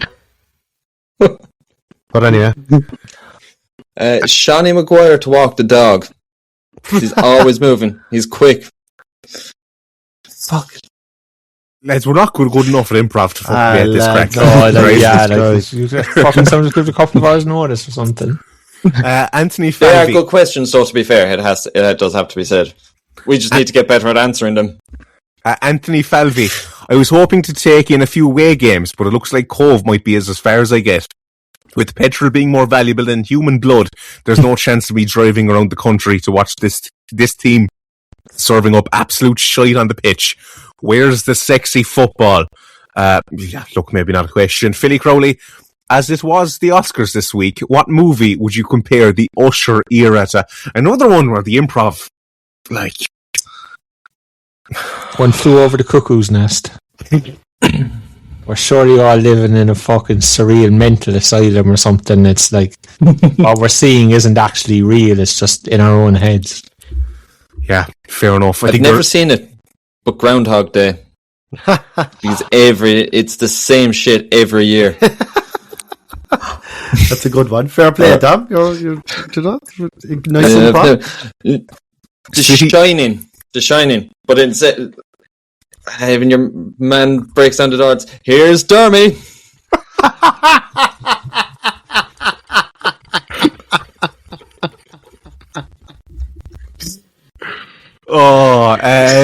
City Crash? No? Speed, you're looking for, Dick, I think, is it? No. Speed, Crash, any of them, yeah. City Like, Siege. we're just a car crash of a football club. It counts for this season, like, doesn't it? It kind of counts, like, December, you know? Anyway. City CJ says, Dom mentioned O'Keefe as being overweight last week. I disagree. I don't think he is at all, after seeing him close up in pre-season. But I tell you who is our number 9. I criticised him a few weeks back, and he all nearly died in a heap trying to defend him for his performances. Yeah, And do it again today. Dying in a heap to defend Rory Keating, not criticising Niall O'Keefe. Can I say, I don't think we died in a heap to defend Rory Keating's performances. I don't think I even said he was playing that well. He's clearly not. What was said was he's coming back from a torn Achilles. He missed the whole of last season. In my opinion, he needs 10, 11, 12 games to play himself back into some sort of form. A lot of our pre-season was on an all-weather pitch, and not Dominic made a very good point, and was one I was going to make as well. The first division gives us a chance to allow Rory to play himself back into form. If we were Premier Division, you couldn't allow it. You couldn't. Do you know what I mean? In this league, you can't. No, the manager still has a decision to make, because playing in Pongo from the left just isn't working. You're asking a lad who's a centre forward, who was occasionally played off the right, to play left wing back, and he's like, it's not fair on him because it's not his position. But even against Longford the last night, he got done defensively on a couple of occasions, and you have to be fair to players as well. And the fan base is starting on Mpango, and it's starting on Keating. And I think there's legitimate reasons for both of them to be given some time and space. You know, Mpango needs to be played in the correct position. He's never played on the left. Never once played a game in his professional career on the left before he ended up down here. And no, not alone is he playing on the left, he's playing as a fucking left wing back most of the time. Like, let's be fair to the lad. Give him a shot at centre forward, give him a shot off the right. And Keats just coming back from an injury. As Dom says, we're in a position where we can allow himself to play himself into form. If after 10 games, 15 games, he hasn't played himself into form, then obviously decisions have to be made. And you could sit him this week against that load, or against UCD. You absolutely could. But what you can't do is sit him for a month. Do you know? Because as Dom said, confidence is gone then, and it very likely will never come back. You can sit him for a week, but you'd have to bring him back in against Athlone then the following week. City CJ also follows it up. 1 second. Can I just make one point on the Niall O'Keefe part there? So it was actually sent to me. Somebody sent me a picture saying of Niall O'Keefe, saying you got that one wrong, and I will admit when I'm wrong. I'll never apologise for being harsh, because that's what we're here for. They're professional footballers. We're here to comment on what we see, our honest opinions and everything. But somebody sent me a picture. I was like, you got that one wrong. I was like, okay, maybe. So I saw him warming up on Friday. So I left at Unofficial and went over to Derrynane Road to have a proper look for myself. Because I made that call based on the 2 pre-season games I saw him against Watford and Ringman Rangers. And I was like, okay, yeah, it is what I said, that maybe he's built, like his chest is quite big, so he obviously does a lot of upper body stuff, and that puffs the jersey out. And I think the exact same thing for Rory Keating too. He's mentioned Rory Keating being overweight. I think he's just muscly, and that kind of, he's blocky in a muscly sense. But, so I don't know why Niall O'Keefe isn't playing. I mean, especially you could have had a team of sumo wrestlers out there on Friday, and they would have been able to move faster than we did when defending for that goal that we conceded, and we would have moved the ball a lot faster. So I don't know what it is. So is that an attempt at an apology or what? Like, no, I never apologise. But are you wrong? I don't believe in apologising, but I was wrong. So if I'm wrong, I'll admit it. But I'm not going to not be harsh. No, I won't apologise. Jesus. Brian Kerr calling the barrelers over here. BR interview after the game is worrying, says CJ. Excuses and excuses about everything. Every team we play sits in against us. Turner's Cross is really tight pitch. The grass is wet and slow. It's fucking Longford, Robbo. We're Cork City. We should be battering teams on grass, sand, or concrete. And that is our questions. It is time to move on. Dominic, I think you're getting jocked off SB of the week. No, it is time to hand it over to answer any of the questions then, or like, what's just on that one there, that last question. We could make the pitch half as narrow, like more narrow. We could play on an absolute bog, complete water. The ref could be against us. We could let the other team have 12 players and have them all sit behind the ball and park the bus. It doesn't matter. We're fucking Cork City, and we should be able to deal with that. So there can't be any excuses. Yeah, the excuses and the kind of the stuff coming out from him in the last game after the Longford game is worrying. I listened to that from a few sources, and yeah, not ideal on the Robson train. But you just wonder, because he was so honest at the start and he was so direct, and I commended him on it here because of how it was refreshing to hear a manager come out and say, yeah, we won, but we needed to do better. What's changed? Is there something changed now? He's like, maybe this isn't great. You just wonder, are there cracks starting to show? And are these scrappy goals and penalties papering over the cracks? Right. It's no time for SB of the week. It's time for the SBMBS of the week. Dickie, it's your show. The SB, I don't know. Do I feel right taking it off Dominic? Because I was absolutely pissing myself listening to last week's ones. As I said when I was driving the car, but I know it was suggested when we started this, and somebody in the WhatsApp group went, we should just give it to Shamrock Rovers every week for whatever reason, And I went, no, absolutely not. They'll earn it in their own right. Yeah, whatever happens around the league. And here they have won 5 out of 6 weeks or 4 out of 5 weeks or something for shit that we're not even trying to stitch them up for. It's just the way it is. And they're nominated again this week. Straight in the nominations again this week for what's now being known colloquially as Wateredgate. Infamous interesting use of Wateredgate. So this goes back to the Dundalk game, but there was a report in the Times, I think it was on Sunday, that Shamrock Rovers are the ones who have made the complaint against the council staff, who are also the grounds team in Tallaght Stadium. It's a little tricky and a little complicated, but basically what's happened is Shamrock Rovers don't prepare the pitch. They don't have ground staff. The ground staff is employed by South Dublin County Council, and the Times reported that Shamrock Rovers have complained to ground staff, the South Dublin County Council, because the allegation is that they watered the pitch before the Dundalk game. Kind of similar to what happened to us just around the same time last year.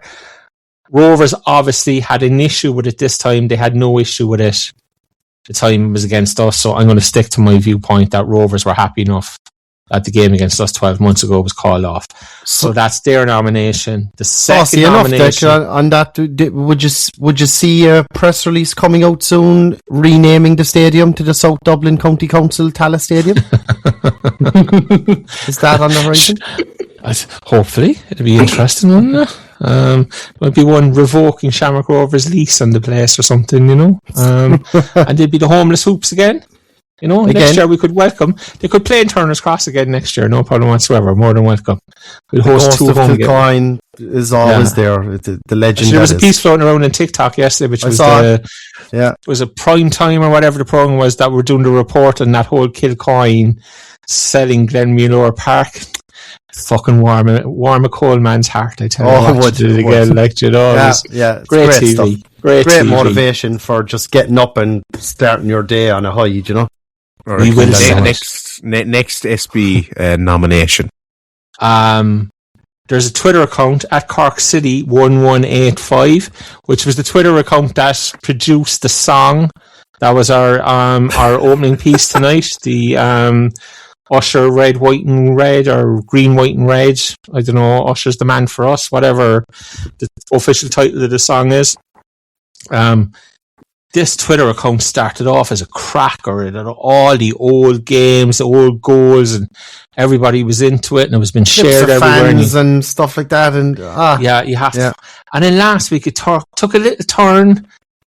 Some couple of posts criticising fans, and then the pro Dermot couple of posts, and then we got the Dermot song, Dermot's Our Hero.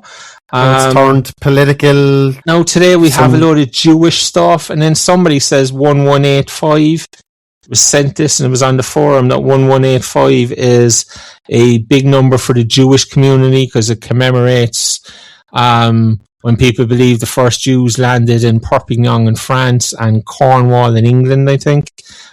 So it's getting into politics now, and it's getting into different areas, and it's just like it's gone from being fantastic to being a crock of shit in about 2 weeks. You know, there's speculation that it's in, because we were trying to guess who it was at the start when it was like, geez, this is obviously someone who has access to like these clips and recordings and must have an archive of some kind. And then like I see some people alluding now that it's like an AI bot, which is very... Is that I even don't think possible? it can be an AI bot because the clips are there. Where's an AI bot getting the clips from and putting it together? And Public sources like other tweets, YouTube. Not a hope. Not a hope. I think it's too structured. I think it's too structured for that. There is some human elements, but then there are some tweets you're thinking that's definitely AI. Like obviously the song and all that at the start of the podcast is AI generated and stuff like that. But yeah, someone would have had to prompt. I'd say someone went into the studio and fully recorded that. I'd say. It's also it also tweets all the time with its comments off. Yeah, so you can never comment on anything. You know. You can as I said to you, right, but yeah. On that one, I don't know if it has taken a turn to being pro Usher. In my opinion, it's satire. A bit of a piss. Yeah, satire. They're taking the piss out of him in a kind of a veiled way. I have to say, I don't see that at all. Do you think anyone genuinely sees him as what to say our hero? I don't think even Usher believes that he's the savior for Cork City. Like, don't go that far, Dan. Well, yeah, okay, maybe nobody without Usher as their surname would believe that he actually is a saviour for Cork City. There's the grandest grander in wherever it can't actually believe I think they're what's out there. been posted on that Twitter. Hardly. Like, why? I just couldn't see it being satirical because it would be like...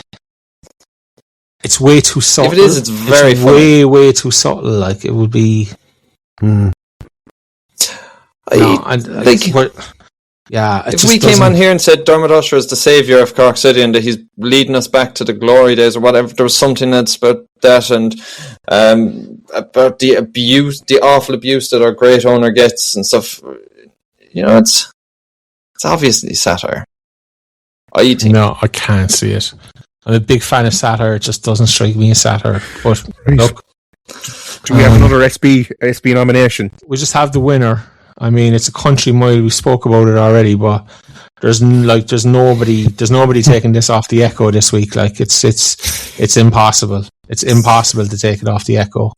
And that is the Echo confusing Mpongo with Malik Dykesteele and calling him Malik Dykesteele Mpongo. On a picture, it's so bad. It's horrendous. As I've said, I would put them right as a money on favourite for the season long award. To be honest with you, it's going to take some topping. We're only 6 weeks in, but it's going to take some topping. You know.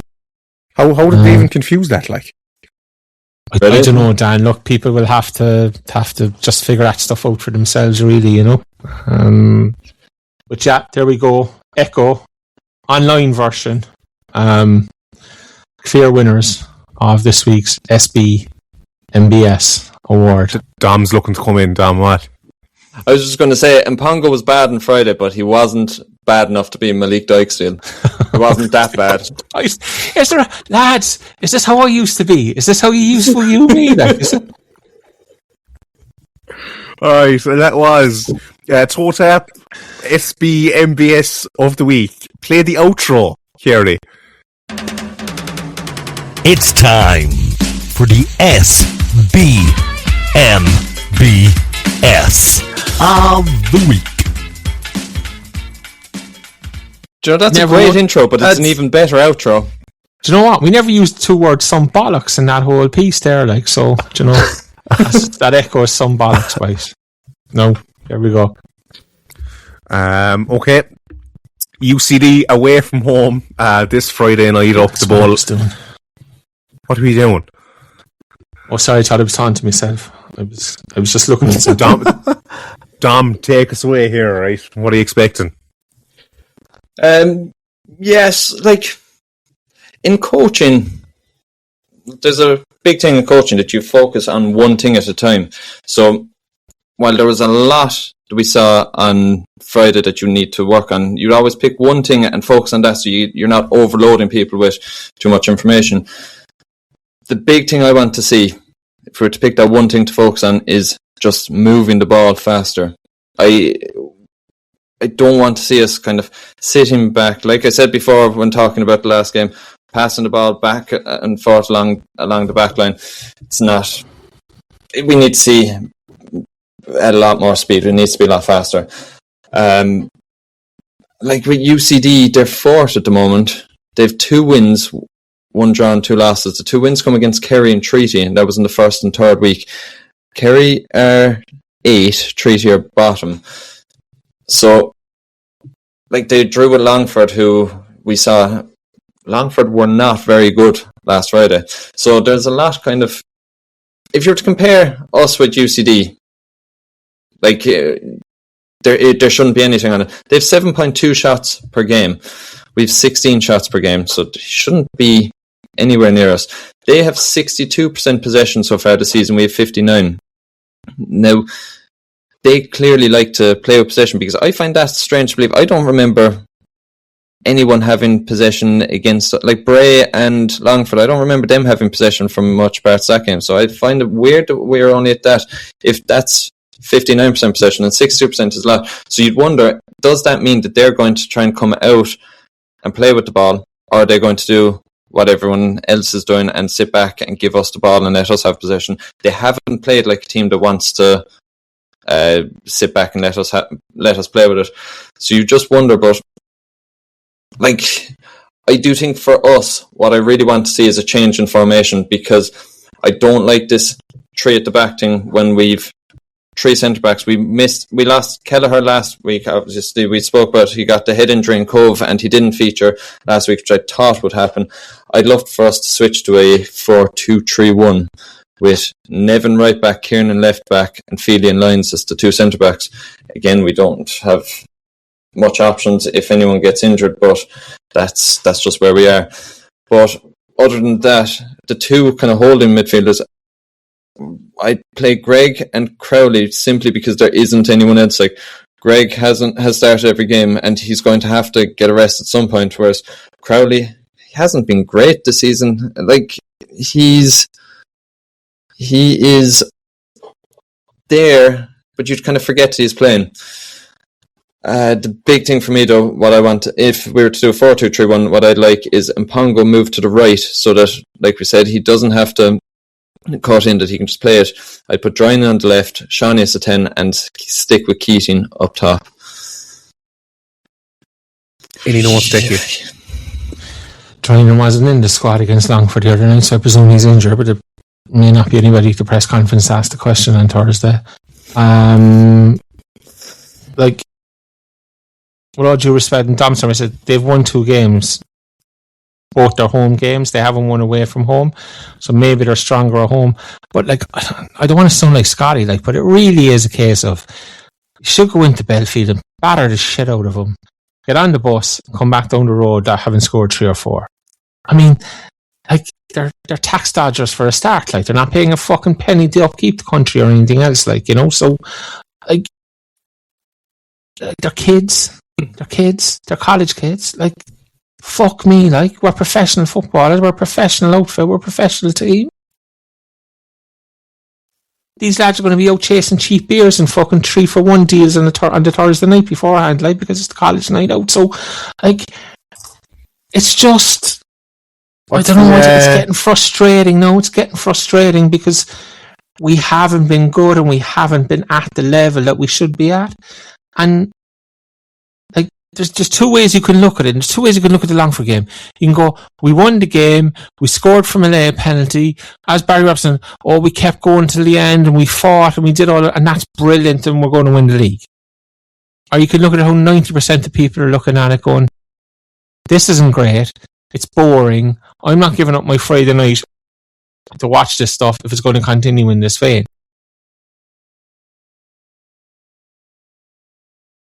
The manager has to start shouldering some of the responsibility for this, I think. Dominic has said, play Mpongo in a position that is fair to the man. You know, he's now very easy to defend against because, as Dominic said, people know he's not going to go past them and whip it in with his left foot. He's always going to cut back in. It's exceptionally easy to defend against somebody when you know what they're going to do. Do you know? Because you're half a step ahead of them already without even thinking about things. I'm okay with him sitting Keats if he wants to sit Keats. I'm also okay with him leaving him in the team. I have a feeling he's going to go with what he went with the other night. If Kelleher is back, he'll bring Kelleher back into the team, I think, and he'll leave Matty Kieran out. And he'll stick with his 3 centre-backs. He won't change the formation. Dominic going to be like a bear next Monday night. And we then just have to see what way the result goes. But, like,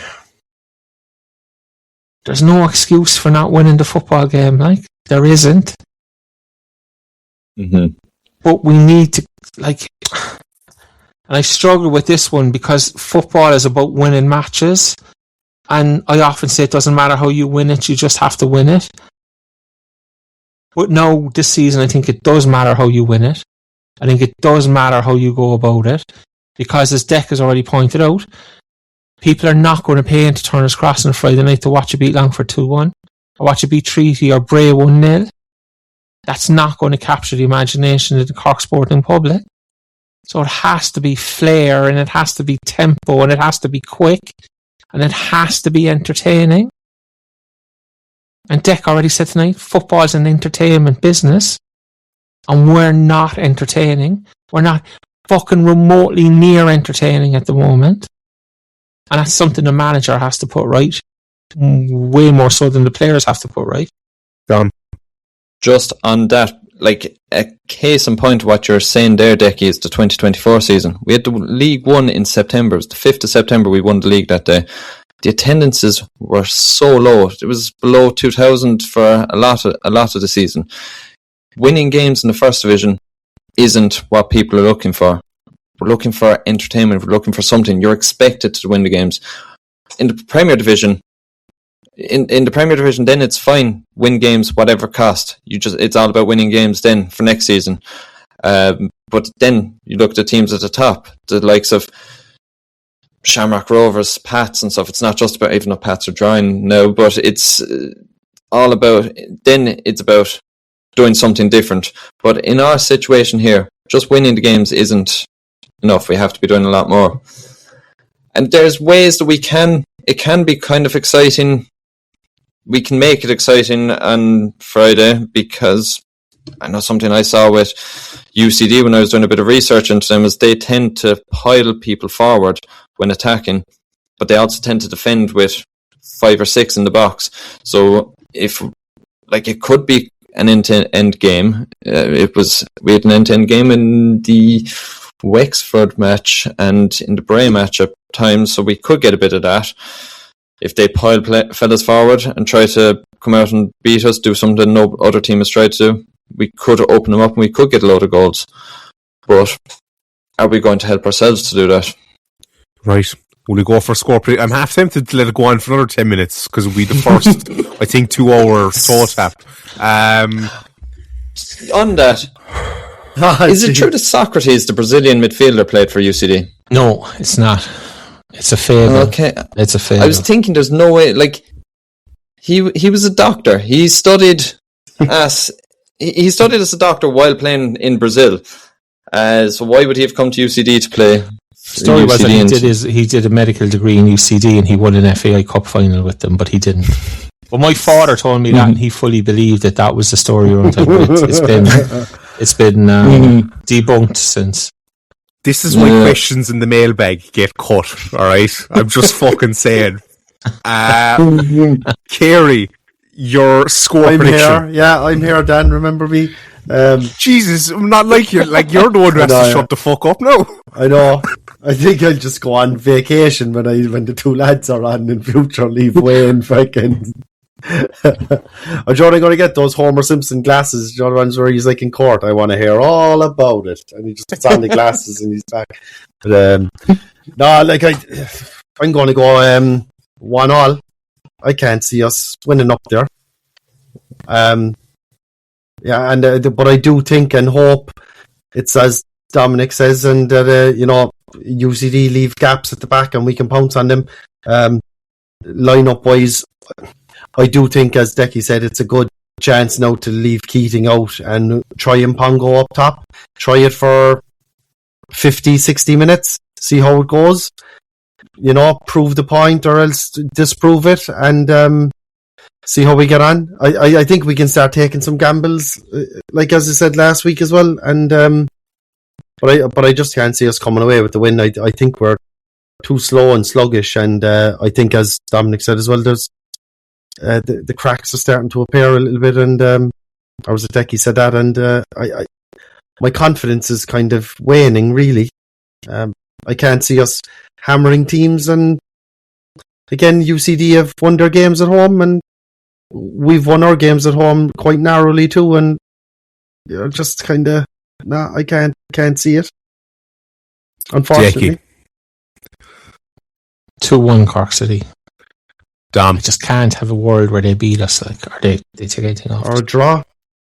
No, can't. I know. We've a point to prove now. 3-0 get the job done.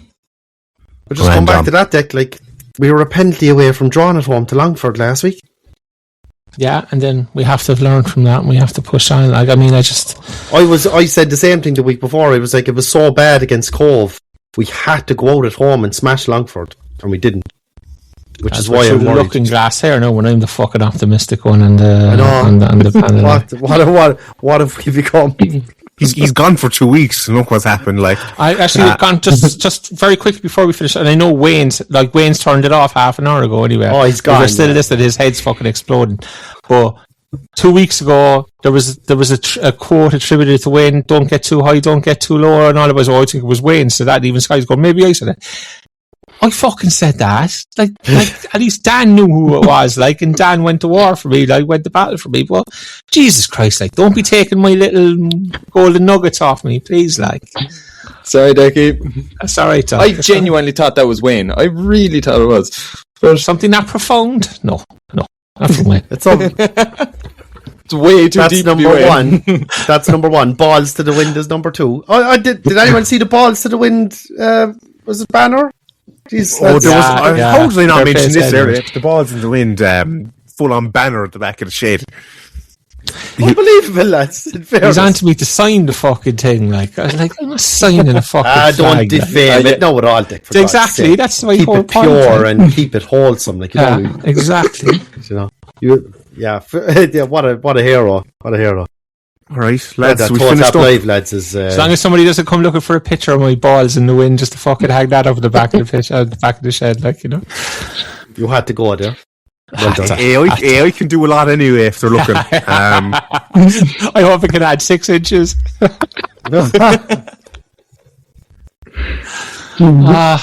That concludes this episode of the Other Three Amigos podcast. Only thing left to say is adios. Adios. Cero miedo, amigos. Adios, amigos. Amigos? That's your thing, no. You bullied him into having a thing last week, so this is the new fuck. Lads. Back to the drawing board.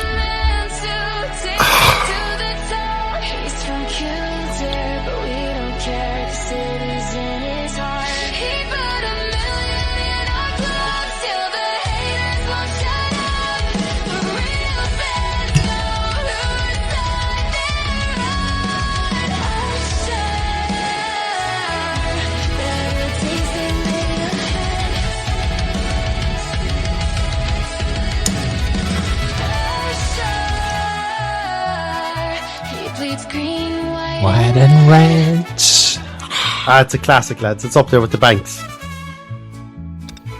The fields of Bishop Stone, the Banks.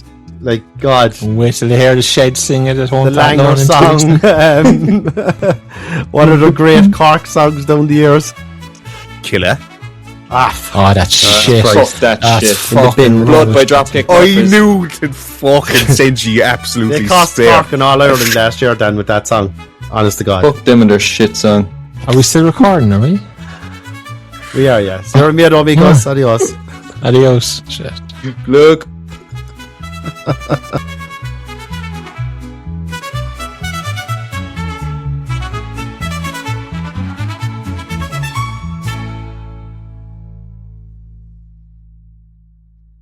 Meet Evan from Cork. Evan is a research every hostel kind of guy, but Evan is also cheap.